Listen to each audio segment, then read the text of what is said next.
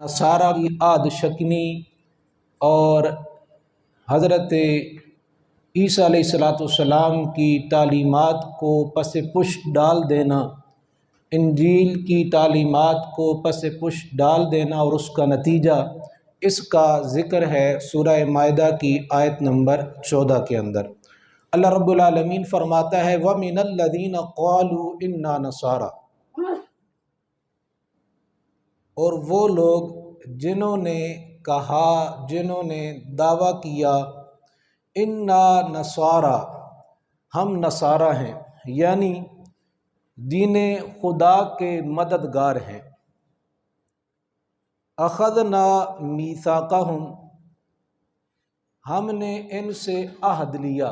اللہ رب العالمین فرماتا ہے فَنَسُوا حَظًّا مِّمَّا ذُكِّرُوا بِهِ، تو بھلا دیا انہوں نے حظًّا، بہت بڑا حصہ، مما ذکروا بہ، اس کا جو کہ ان کو نصیحت کیا گیا تھا، تو جو نصیحت کیا گیا تھا ان میں سے بہت بڑا حصہ انہوں نے بھلا دیا۔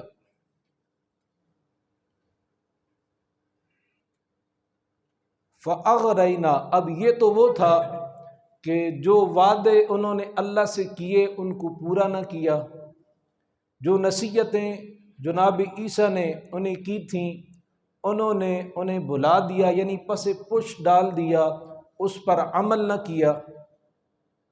تو اب اس کا نتیجہ کیا ہوا؟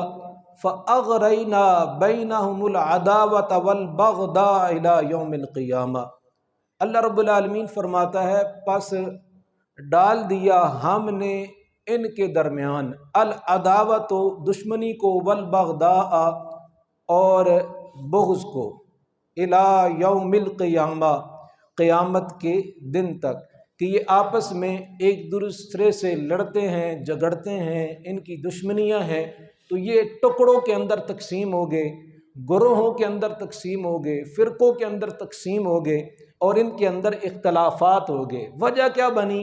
انہوں نے حضرت عیسیٰ علیہ السلام کی تعلیمات کو پس پشت ڈالا، انجیل کی تعلیمات کو پس پشت ڈالا۔ کب تک؟ فرمایا قیامت کے دن تک یہ عداوت اور یہ جو بغض ہے ان کے درمیان ڈال دیا گیا ہے۔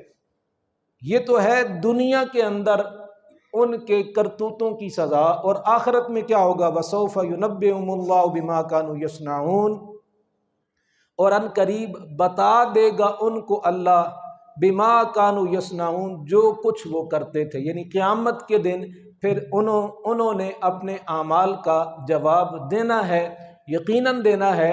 تو میں نے اور آپ نے بھی غور کرنا ہے، یہ تو بات ہے ان کی، انہوں نے اپنا جواب دینا ہے اور میں نے اور آپ نے اپنا جواب دینا ہے۔ ہماری کتاب قرآن پاک ہے، ہم قرآن پاک کو کتنا سمجھے ہیں، ہم نے قرآن پاک پر کتنا عمل کیا ہے، میری اور آپ کی زندگی کیا قرآنی تعلیمات کے مطابق ہیں؟ کیا ہم نے قرآن کو بطور قانون نافذ کیا ہے؟ اس کے نافذ کرنے کے اندر کوئی کردار ادا کیا ہے؟ یہ میرے اور آپ سے سوال ہے۔ وہ تو نصارہ کا تذکرہ ہے، انہوں نے جو کچھ کیا ہے یقیناً وہ اللہ کے ہاں جواب دہ ہیں، جیسے وہ جواب دہ ہیں ہم بھی تو جواب دہ ہیں، ہمیں بھی کتاب دی گئی ہے، ہمیں بھی شریعت دی گئی ہے، اور ہمیں اللہ نے وہ نبی عطا فرمایا جو سید الانبیاء ہے، اور وہ نبی عطا فرمایا وَمَا أَرْسَلْنَاكَ إِلَّا كَافَةً لِلنَّاسِ، کوئی نبی آیا کسی قوم کی طرف، کوئی نبی آیا کسی قبیلے کی طرف، کوئی نبی آیا کسی بستی کی طرف، اور ہر نبی کا کوئی نہ کوئی ایک ٹائم پیریڈ ہے کہ اتنا عرصہ ان کی شریعت رہے گی، پھر شریعت منسوخ ہو جائے گی، اگلی شریعت آ جائے گی۔ قربان جائیں اپنے مقدر پر اور اپنے نصیب پر کہ اللہ نے ہمیں سید الانبیاء عطا فرمائے، اور وہ نبی کہ انہوں نے اعلان فرمایا کہ میں تمام لوگوں کے لیے اللہ کا رسول بن کر آیا ہوں۔ قیامت تک جن کی رسالت ہے، جن کا سکہ قیامت تک چلے گا، جن کی شریعت قیامت تک ہوگی، اس نے منسوخ نہیں ہونا ہے۔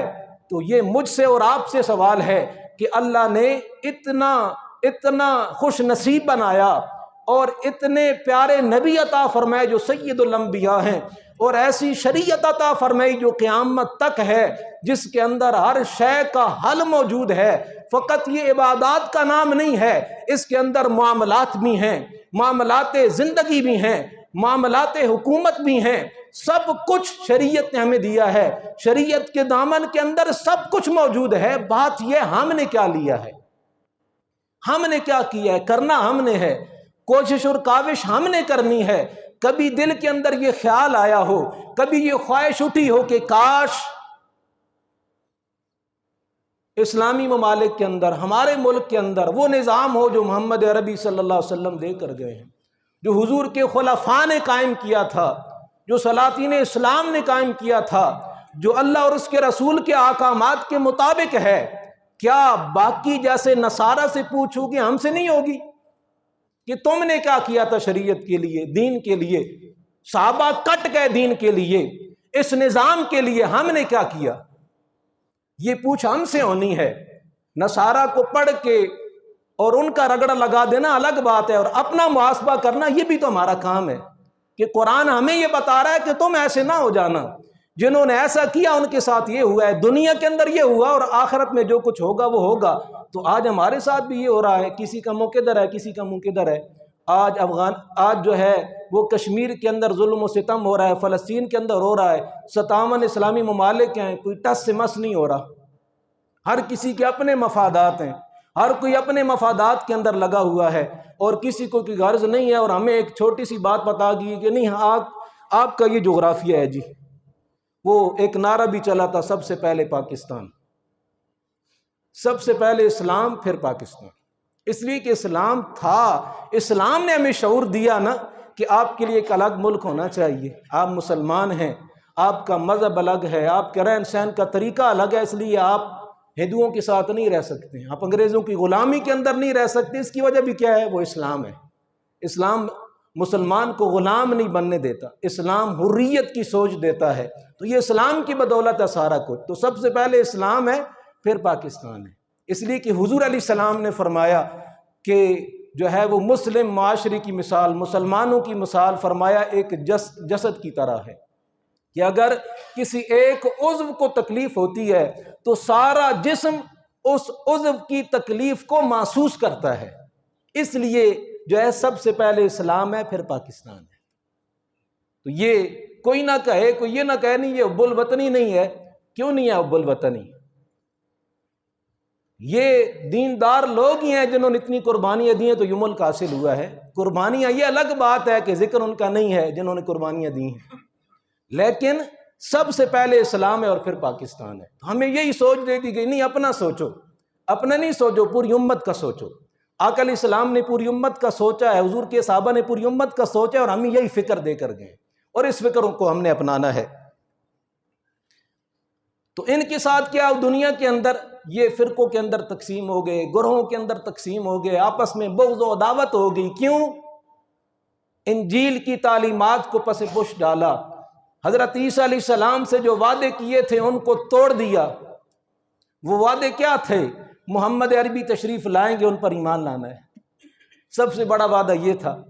اب اس کو پس پش ڈال دیا، اور آج تک یوں ہی لڑتے جھگڑتے پھر رہے ہیں، اور آج تک حق سے منہ موڑے ہوئے ہیں۔